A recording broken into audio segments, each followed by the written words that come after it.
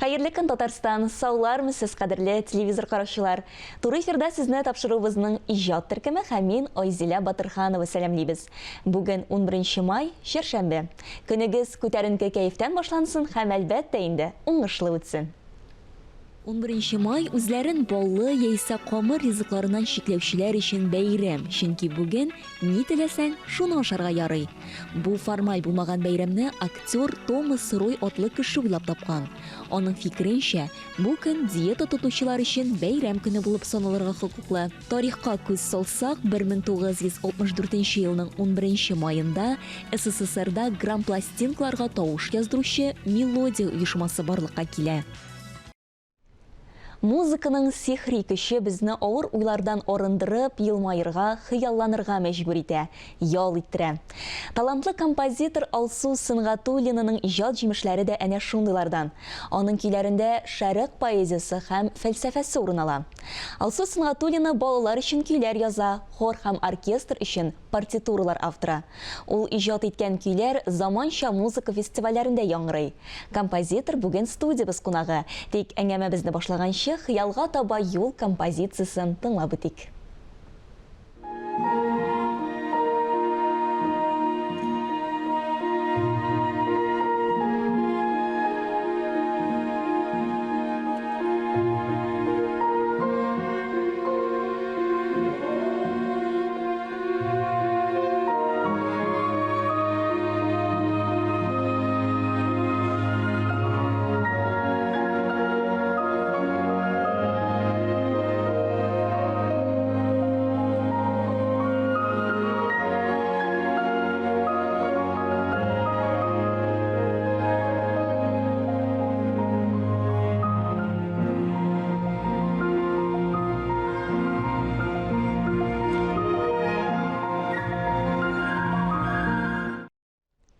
Әлеге һәм башка көйләрне тыңлап, рухи азык аласыгыз килсә, сезне кадерле тамашачыларыбыз 18 май көнне Сәйдәш мәдәният үзәгендә узачак Алсу Сынгатуллинаның хыялга таба юл дип исемләнгән иҗат кичәсенә чакырабыз.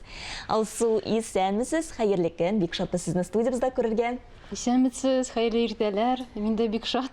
Әйе, менә композитор, шагыйрь ул илаһи сәләт. Без инде беләбез, я ул табигатьтән, нәселдән килә инде, яисә бик зур тырышлык сорый. Менә сезнең ичракта нәрсә сәбәпче булды композитор булып китүгездә? Ул тырышлык та, сәләт тә булырга тиеш дип уйлыйм. Безнең гаиләдә музыкантлар юк иде, әмма кичкенәдән менә музыкаль мәктәпкә киттек. Башта минем апам, аннары мин шулай ияреп, мине алыгыз, миңа шулай 5 яшь кенә булган иде. Хәзер күбесе 6-да, 6 яшьтә, 7-дә баралар. Менә мин иртәрәк алыгыз мине дип. Бик шатландым һәм минем бик яхшы беренче укытучыларым булган иде. Менә аларның җылы сүзләре хәзер дә истәлектә. Ул фортепиано буенча Денеева Светлана Федоровна, композиция буенча Блинов Лоренц Иванович. Аларга бик зур рәхмәт, чөнки менә бу мәктәптә иң беренче чыгыш ясадым, конкурсларда катнаштым һәм менә композитор сәләте анда уянган дип уйлыйм. Ошай йоклаган, анда уянып. Музыка мәктәбен тәмамлаганнан соң, инде мәктәпне тәмамлаганнан соң сез Нәҗип Җиһанов исемендәге Казан дәүләт консерваториясына укырга керәсез. Һәм инде әле аны укып бетергәннән соң София Гобайдуллина исемендәге заманча музыка үзәгендә Альфа иҗат лабораториясын җитәклисез. Һәм менә София Гобайдуллинаның шундай әйткән сүзләре бар. Үзенең композитор булып китүендә ул атаклы композитор Дмитрий Шостаковичны атый. Менә сезнең ичракта, менә сезнең композитор булып китүгездә кем зур роль уйнады? Кем ул сезнең остазыгыз? Мин күп педагогларда укыган идем, аларга бик зур рәхмәт әйтәсем килә. Һәм укыганда да, аннары да, эштә дә шулай тырыштым. Көчле композиторлардан белем алырга, алар белән аралашып, шулай консультация алып, София Гобайдуллинага аңа да бик зур рәхмәт, чөнки ул килгән иде үз юбилейга. Һәм менә шулай аның белән сөйләшеп, аның йөзен күреп, хыялланып йөрдем инде. Шулай композиторлардан әйтәсем килә, Слонимский, Сергей Михайлович Слонимский, Андрей Шпай, менә алардан консультация алган идем. Әмма шундай остаз миңа булып чыкты, мин уйлыйм, Резида Хиярова, Резида апа, без шулай аны атабыз, әйтәбез, чөнки ул бик яраткан композитор, халыкта минем дә ул бик яраткан композитор. Шулай аңа беренче тапкыр консультацияга килгәч, үз әсәремнәрен, иҗатны күрсәтеп, ул миңа әйтте, Алсу, менә шулай җанга килгән направлениесе белән алга бар, чөнки ул иң аның кадерен белергә кирәк. Шуңа күрә без бит укыганда төрле жанрда язырга тиеш, төрле направлениене белергә тиеш. Менә нинди юл белән барырга, алга без үзебез сайлыйбыз инде. Менә һәр композитор үзе белән инде булса яңалык алып килә. Менә сез музыка сәнгатенә битараф булмаучыларга нәрсә тәкъдим итәсез? Без инде әйтеп киткән идек, менә сез үзегезнең иҗатыгызда шәрык поэзиясына игътибар бирәсез, шәрык музыкасын ничектер яңгыраш таба сезнең киләрегездә? Ул бик катлаулы вопрос бит. Сорау, бик катлаулы сорау. Әмма минемчә бөтен иҗат кеше, рәсемче булса да, композитор, шагыйрь булса да, ул тырыша, менә бүгенге һавасынмы, бүгенге әһәннәрен, бүгенге вибрациясын менә шулай аларны шулай үз әсәргә нигезләнеп кертергә инде. Һәм мин дә тырышам, бәлки шулай дип уйлыйм. Һәм алга таба барып яктылыкны күрсәтәсем килә. Менә хәзер бер дә уялмыйм, шуңа күрә балаларга язырга. Ул бик кирәкле әйбер дип уйлыйм. Сезнең иҗатыгызда балалар өчен киләр язу мөһим урын алып тора. Менә күптән түгел сез үзегезнең балалар өчен җыентыгыгызны да тәкъдим иттегез. Аның исеме бик үзенчәлекле балачак дөньясы дип атала, әйеме? Менә бу җыентыкта нинди җырлар урын алган? Bütün jırlar Cevdet Tırjmanov sözlerine yazılgan idi. Ул танылган шагыйрь безнең. Мин искә төшерәм, балачакта безнең аның китаплары булган иде. Менә хәзер без аның 100 елына шундый китапны, җыентыкны чыгардык. Анда төрле җырлар балаларга багышланган. Анда кечкенәләргә нәнәләр җырлый дип цикл бар. Әтәч, песи турында, йөгерек су турында, менә шундый сүрәтләр инде. Әйтегез, менә шушы урында тукталып, әлеге матур җырларны тыңлап китик, нәкъ сезнең композиторлыгыгызда.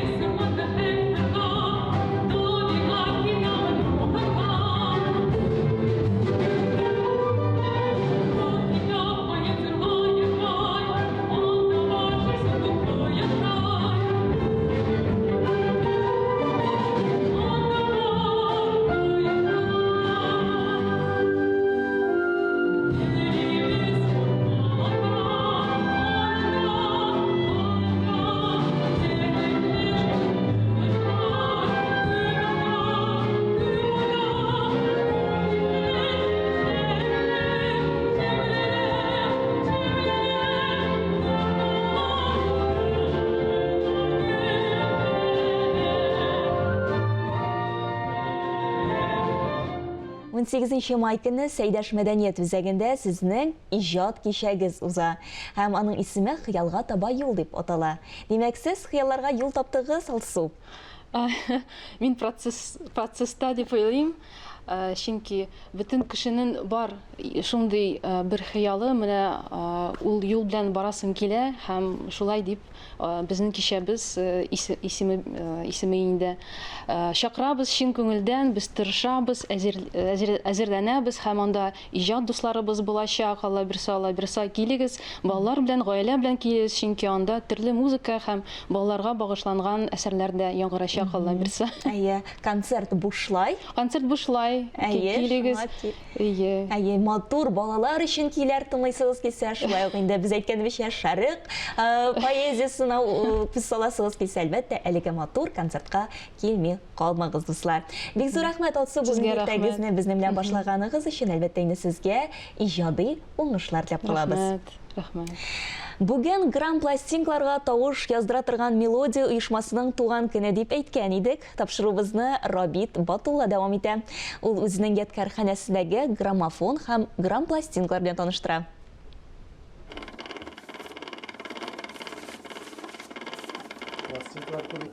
Исән сауларымыз, хөрмәтле туганнар, менә без тагын очраштык.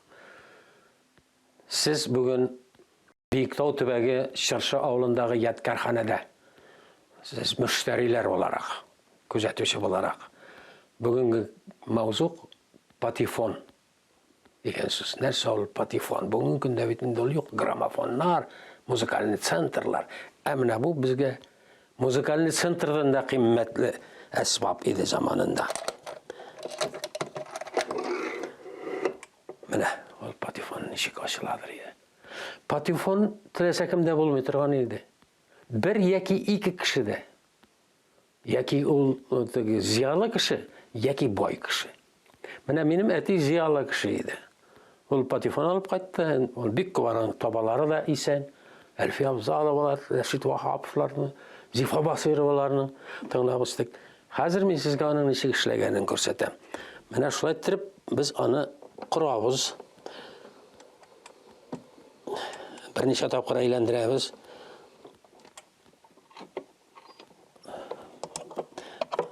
Аннан соң җибәрәбез. Куябыз.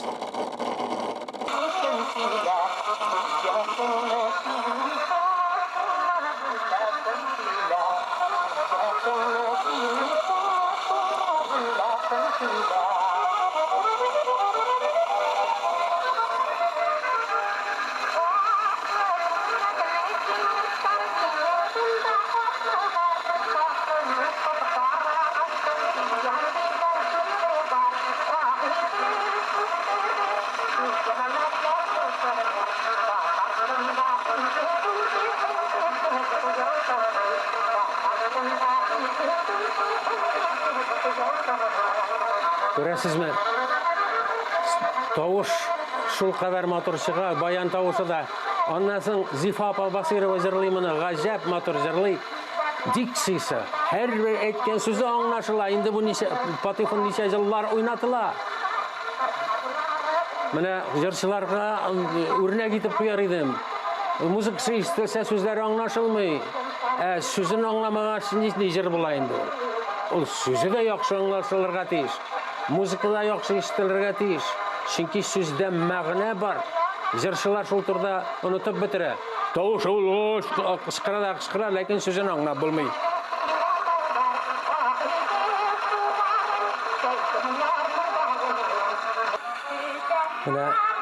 Менә бу инәсе, патефон табасының инәсе ул бетә, корыш ул. Аны үткен нидер, чөнки инә юк, инә табып булмый. Игәү белән, беләү белән эшлидер. Менә әле берничә саклана таптым. Патефон дигән темабыз тәмам, ләкин тагын соңгы җөмлә әйтәсе килә. Менә патефон табасын чыгарып ташладык бит. Менә шуклык башында жатадыр пружиналары, беләсезме? Табаларны эритеп сыбызгы ясыйдыр. Менә бу таба бик тиз эри. Аны җылы урынга куярга ярамый, кайнар урынга куярга ярамый, ул бузыла. Тарихны шулай итеп үз кулыбыз белән юкка чыгара бардык. Күрә, сак булыгыз тарихи әйберләр белән. Сау булыгыз. Киләсе очрашуга кадәр. Бу атна илебез өчен иң мөһим бәйрәм, бөек җиңү бәйрәме белән башланып китте. Еллар уза, чырлар алмашына, әмма шуңа карамастан без бөек җиңүнең нинди кыйммәткә төшүен, нинди зур корбаннар бәрабәренә яулап алынуын бер вакытта да онытмаячакбыз. Җиңү язын алып кайтып безгә гомер бүләк иткән сугыш һәм тыл ветераннарына мең рәхмәт.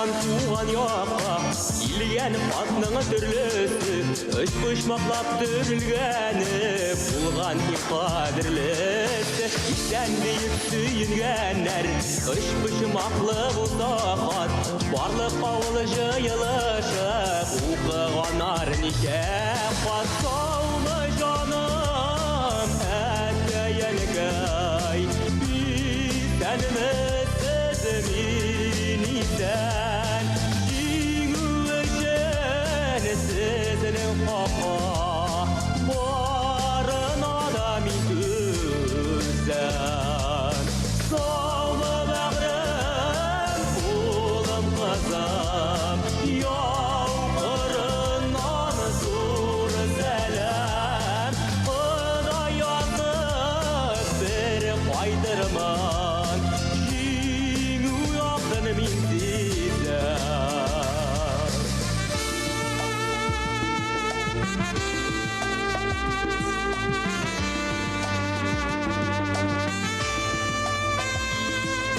Келген қанларыңыз үшім ақылы Қәбәрсіз итті юғалыды Үміт ошасы құранулар Пайдасы сенікі малыды Батырлар жаққа әлек ұлыды Уқатны тұлар алыды Шекерлерде башын салыды Мәңгіге яқты қалыды Сау бұлығыз бәғірлерін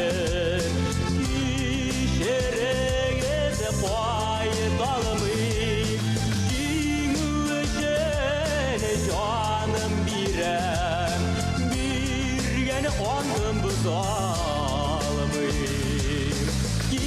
Кешіріңіз бәғірлерім Бұл сізге сыңғы сәлем Юғалтусыз жеңу келмей Ишітсін барлық әлем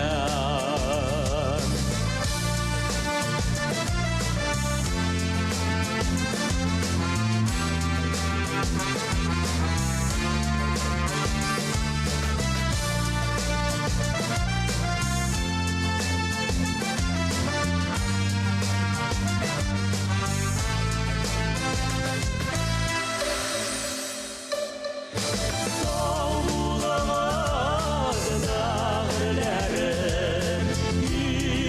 Кешіріңіз қайталымын Жеңу үшін жаным берем Берген қуандым бұзалымын Кешіріңіз бәғірлерім Бұл менден соңғы сәлем Юғалтусыз жеңу келмей Ишітсін барлық әлем Юғалтусыз жеңу келмей Ишітсін барлық әлем Ишітсін барлық әлем Ишітсін барлық әлем